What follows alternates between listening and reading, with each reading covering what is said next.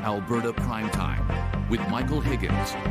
Welcome to Alberta Primetime. Ahead tonight, our politics panel on contention over funding for Alberta's chief electoral officer. But first, putting the federal budget into perspective. With this plan, in 5 years, we will enable $1 trillion in total investment in this country, Mr. Speaker. Enable $1 trillion of investment.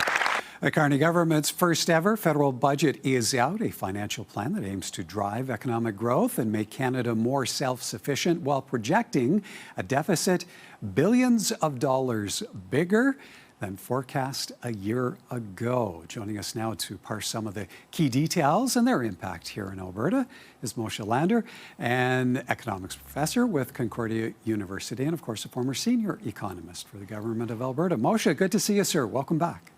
Hello. All right, as a starting point, at just over $78 billion, as we just saw there in the graphic, how worried should Canadians be about the size of that projected deficit? I'm not particularly concerned about the number. I know it's eye-watering, and outside of COVID, it's the largest that we've ever seen. But let's keep in mind that the economy right now is going through the greatest amount of turmoil ever seen outside of COVID, probably since the Second World War. So there's a certain amount of flexibility that has to be allowed. I know that the Conservatives would like to paint this as just a continuation of the Trudeau Liberals, but it is a new government. And so on a certain level, the Prime Minister can say, hey, look, I inherited a lot of the policies of the previous government, and I'm trying to undo some of them. But in the process of undoing that, I've also inherited some of the financial mess that they've created. I think that they have a plan for now, at least, as to how to bring that back under control. And I think with an economist at the helm, I'm a little more optimistic than if it were somebody else running the show, that they'll be able to rein that in. The only question, of course, is can they do it within the lifetime of this parliament? I guess it depends in part, at least, will this parliament survive? Well, on the point of that plan, now the finance minister has taken to calling this an investment budget. So how much do you think the government can bank on garnering a return on that investment and creating economic growth? That's the real difficult needle to thread here. Whenever the government gets involved in these types of projects, I'm always worried that how exactly are they going to ensure that these projects take place? How can they pick winners? How can they assure that the economic climate is going to be conducive? We can look at electric vehicles and see that, the federal government put a lot of money behind that, and it appears to be money wasted. We've seen it provincially as well, where the provincial government has gotten behind projects that haven't materialized. So it's not just a federal thing. In general, remember that people working in government are people like me from the days when I worked there. I'm not the one who's building the pipeline. I'm not the one who's building the bridge. I'm not the one who's building the helicopters. So you're going to have to rely on the private sector, and they're a lot more mercenary and a lot less sympathetic to any sort of change in the economic environment. They're more worried about the bottom line. So it's a good idea that there can be this possibility.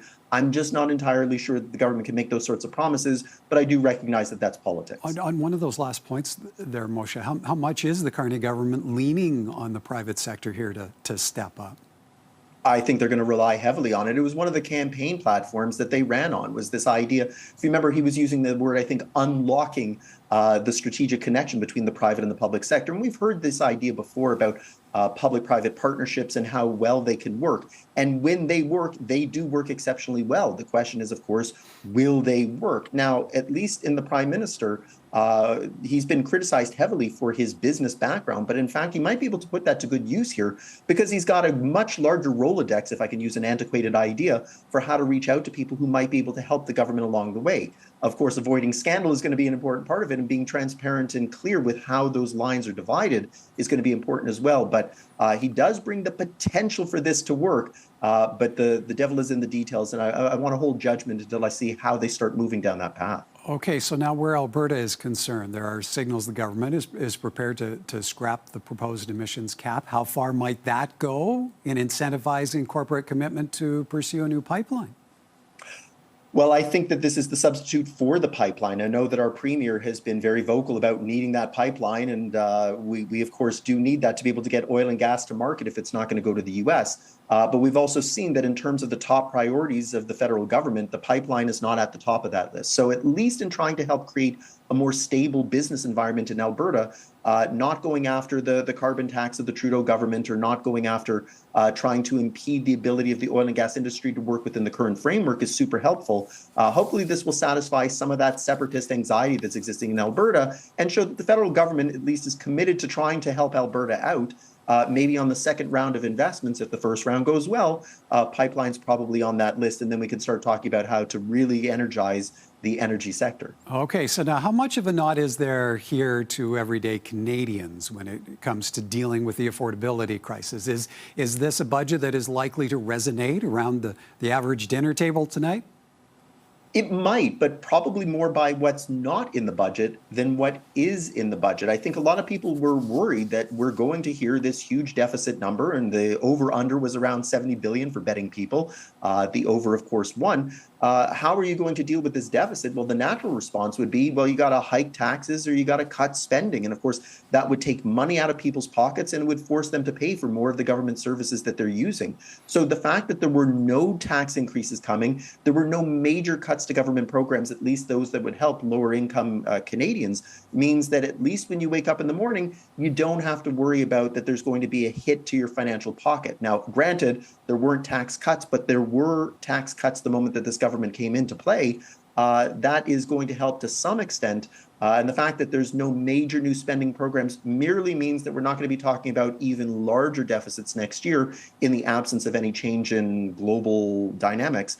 And so that too should be a bit of a positive for the average Canadian. Okay, one more question for you. Given the current economic dynamics, the continued threat, the tariffs south of the border continue to pose, how close are we to slipping into a recession?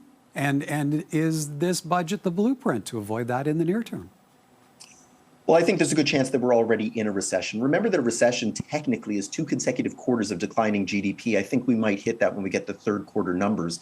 I might sound old here, Michael, but the kids these days are talking about me sessions. The idea is what's going on around you in your private and personal life. So, if you have a job, your friends have a job, your family have a job, I could tell you that we're in a recession. People look around and say, I don't see it. But the flip side is true, too, that if I told you that, hey, we avoided a technical recession, if people around are saying, I can't find jobs and I'm struggling to find jobs and my family can't find jobs, really doesn't matter that I'm coming on here telling you, hey, we avoided a recession. They're going to say, look around me. It's not good. And that's the idea of a me session. I think a lot of Canadians will feel, regardless of what the numbers say, that they're experiencing a me session right now. This budget, if it's going to help, is probably going to pay off years from now or decades from now, but probably not in the next 12 months. And so I think it's important that people prepare that nothing is really going to be life-changing. The biggest thing we need right now is certainty, and that's going to come from dealing with our neighbors south of the border.